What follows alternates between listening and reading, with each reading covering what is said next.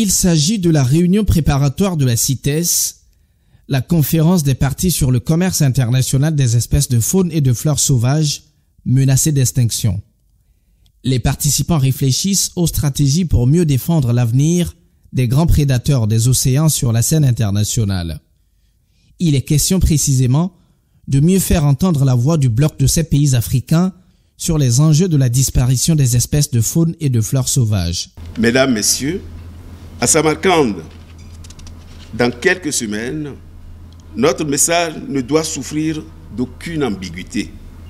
L'Afrique s'oppose fermement à la destruction et au ravage des écosystèmes par les pressions multiples. L'Afrique plaide pour un commerce durable, équitable et véritablement responsable. L'Afrique fonde ses positions sur des données scientifiques solides et irréfutables.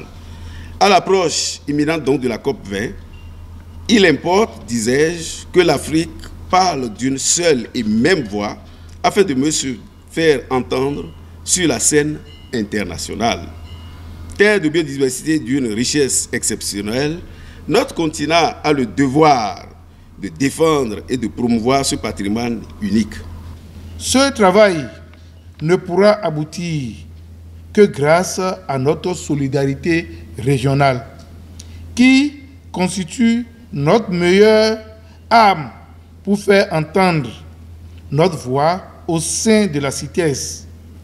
En conjuguant nos expertises et nos engagements, nous pouvons non seulement défendre ces propositions, mais aussi inspirer d'autres régions à suivre notre exemple. Cette réunion préparatoire de la conférence des parties sur le commerce international des espèces de faune et de flore sauvages menacées d'extinction s'étend sur 2 jours et rassemble des spécialistes qui réfléchissent à l'élaboration de propositions concrètes. Nous sommes ici pour vous épauler afin que vous abordiez la COP20 dans les meilleures conditions, aussi préparées et alignées que possible. À vos côtés, notre rôle est de vous apporter un appui concret, des éclairages scientifiques et techniques rigoureux, une facilitation des échanges pour faire émerger une position régionale solide, ainsi qu'un soutien logistique pour rendre ces 2 jours pleinement efficaces. Ces 15 dernières années, nos organisations accompagnent les pays de vos régions pour transformer la science en décision et les décisions en résultats concrets.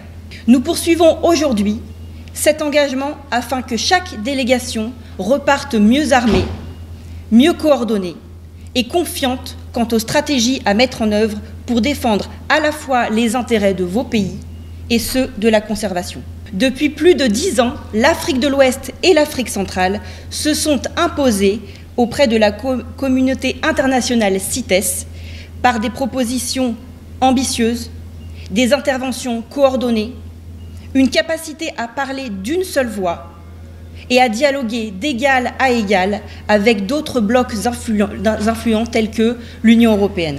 La réunion de Cotonou est une étape importante avant la rencontre de Samarcande en Ouzbékistan, où les propositions concertées de la région seront présentées et défendues.